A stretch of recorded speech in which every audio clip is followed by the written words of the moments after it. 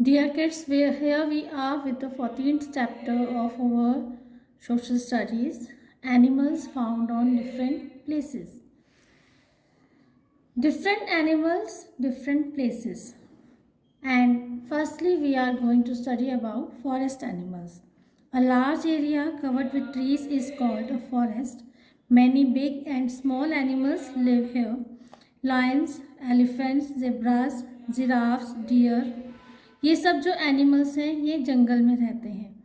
और जो एरिया जहाँ पर खूब सारे पेड़ होते हैं और कोई ह्यूमन बींग्स नहीं होते वहाँ पे एनिमल्स होते हैं, and there are lot of trees over there in a large area that is known as a forest. उसको फॉरेस्ट या फिर जंगल कहा जाता है। स्नेक्स एक्सेट्रा ये सब जो एनिमल्स हैं ये सब फॉरेस्ट में रहते हैं। Are some animals that live in the forest, the animals that live in forest are called wild animals. और जो एनिमल्स फॉरेस्ट में रहते हैं उन्हें वाइल्ड एनिमल्स या फिर जंगली जानवर कहा जाता है, just like lion, elephant and so on.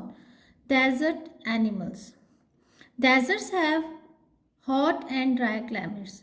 हम सबको पता है कि जो डेजर्ट एरिया होता है वहाँ पर बहुत सारी रेत ही रेत होती है और वहाँ पर गर्मी बहुत ज़्यादा होती है और जो क्लाइमेट है वो ड्राई होता है, बहुत रूखा रूखा होता है। There is always a lack of water, और पानी की वहाँ पर हमेशा कमी होती है। A camel stores food and water in its hump so it can live without food and water for many days. अब हम पढ़ने जा रहे हैं कैमल के बारे में।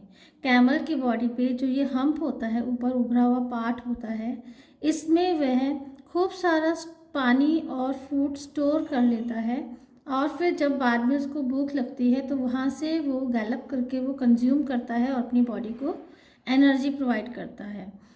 It has double eye lashes that prevent sand from getting in its eyes. और जो उसकी आई लैशेज होती हैं वो थिक होती हैं, जो पलकें होती हैं वो बहुत ज़्यादा घनी होती हैं ताकि जो गर्म रेत उड़ रही होती है, हवा के कारण रेत हवा में होती है, वो उसको आँखों को कोई नुकसान नहीं पहुँचा सकती है। It has long strong and padded feet that help it to walk on a hot sand without sinking. और जो उसके फीट होते हैं, उसके पैर जो होते हैं गद्देदार सॉफ्ट होते हैं और उसकी टांगें भी बहुत लंबी होती हैं, जिससे वो रेत में जल्दी से धंसती नहीं है और वो ईजिली सैंड पर मूव कर सकता है। That's why the camel is called the ship of the desert. इसीलिए कैमल को शिप ऑफ द डेजर्ट कहा जाता है। नॉर्मली शिप किसे कहा जाता है? नाव को, जो पानी पे चलती है, बड़ी बड़ी जो बड़े जहाज होते हैं उनको शिप्स कहा जाता है और वो सिर्फ पानी पर चल सकते हैं। इसी तरह camel is the only animal that can walk on the sand, so the name is given ship of the desert. Many desert animals like snakes, foxes etcetera spend their day inside their holes, they come out at night in search of food. इसके अलावा जो desert areas में animals रहते हैं, just like snacks हो गए, foxes हैं, तो ये क्या करते हैं, दिन के टाइम जब बहुत ज़्यादा गर्मी होती है तो ये अपने होल्स में अपने घरों में दुबक कर बैठे होते हैं और नाइट में घरों से बाहर आके अपने फूड को सर्च करते हैं और शिकार करते हैं। Now water animals, some animals live in water. कुछ एनिमल्स वाटर में रहते हैं। They breathe through their gills. और जैसे हमारा रेस्पिरेटरी ऑर्गन लंग्स है, जो वाटर एनिमल्स होते हैं उनके जो ब्रीदिंग ऑर्गन होता है वो गिल्स होता है। Gills are feathery organs full of blood vessels. Fish swim with the help of fins. अब जो गिल्स होते हैं उनका एक feathery सा ऑर्गन होता है जिसमें खूब सारी ब्लड वेसल्स होती हैं जो उसको एक्टिव रखती हैं, उसकी बॉडी को। And fish can swim. Fish पानी में किस तरह से तैर सकती है, किसकी हेल्प से? अपने फिन्स की हेल्प से वो पानी में स्विम कर सकती है। They use their tails as a paddle to swim in water. और जो उनकी टेल होती है वो पैडल की तरह यूज़ करती हैं, आगे अपनी डायरेक्शन चेंज करने के लिए वो अपनी टेल का यूज़ करती हैं। A duck has a web feet that help it to swim in water. और जो डक होती है जो पानी में रहती है, उसके जो फीट होते हैं उसके वेब्ड फीट होते हैं। इसका मतलब क्या है, जो उसके पंजे होते हैं वो पैडेड कवर्ड होते हैं चप्पू की तरह होते हैं। Look at this picture I am drawing for you. जैसे सिंपल पंजे हमारे ऐसे होते हैं बर्ड के, लेकिन जो डक होती है उसके बीच में इस तरह से वेब्स लगे होते हैं, पूरा कवर होता है जिससे पानी उसको क्रॉस नहीं करता, और उसके प्रेशर से जो पानी होता है वो उसको चप्पू का काम करता है, जिससे कि जैसे नाव आगे बढ़ती है वो अपनी बॉडी को आगे की तरफ बढ़ा सकते हैं या धकेल सकते हैं।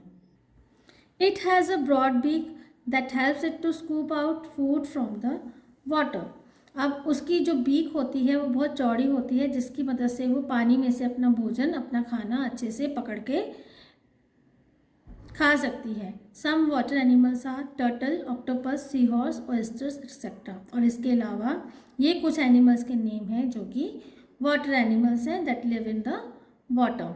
Now animals that live on mountains और इन स्नो कवर्ड एरिया। अब कुछ एनिमल्स जो हैं पहाड़ों पे भी रहते हैं और स्नो कवर्ड, जहाँ पे हमेशा बर्फ़ ही बर्फ़ रहती है, बहुत सर्दी होती है, ऐसे एरियाज़ में कैसे कैसे एनिमल्स रहते हैं। Now we are going to learn. Animals that live in very cold regions have special features to keep their body warm in freezing cold. Now the animals don't have the clothes like us. हम लोगों के पास तो खूब सारे कपड़े होते हैं। गर्मियों में हम हल्के फुल्के का कपड़े पहनते हैं, सर्दियों में वुलन क्लॉथ्स पहनते हैं, कैप्स पहनते हैं, ग्लव्स पहनते हैं।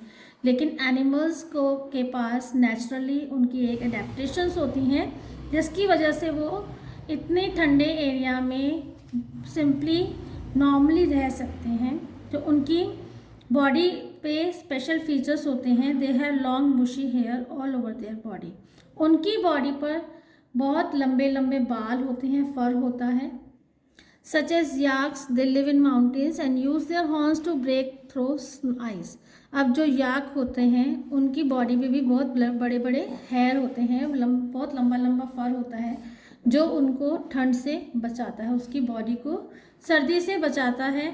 और जो उसके हॉर्न्स होते हैं, उसके सींग होते हैं बड़े बड़े, वो जो माउंटेन्स पे आइस होती है उसको तोड़ने के काम आती है। उस अपने सींग की मदद से वो बर्फ़ को तोड़ता है। अब polar bear also lives in snow cover mountain. जो पोलर बियर होता है वो भी स्नो कवर्ड माउंटेन में रहता है।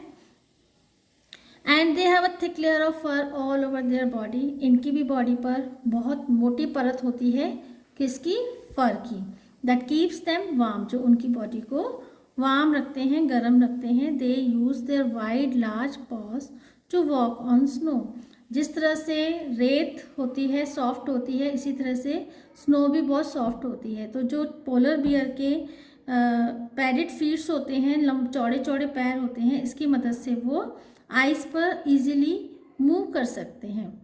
Animals that live inside the soil, जो मिट्टी के अंदर रहते हैं, ज़मीन के अंदर रहते हैं। Some animals make their holes under the soil. अब इस तरह से देखिए आप फोटो, एक रैबिट है, मिट्टी खोदकर अपना घर बना लेता है in the depth of the earth. और अर्थवर्म्स होते हैं, स्नेक्स होते हैं, ये क्या होते हैं, ये क्या करते हैं, अपना घर मिट्टी को खोद खोद कर अपने आप को अंदर सेव कर लेते हैं। They live underground such as moles and earthworms, rabbits and snakes dig burrows. So this was the chapter in which we learned about the different types of animals and their homes.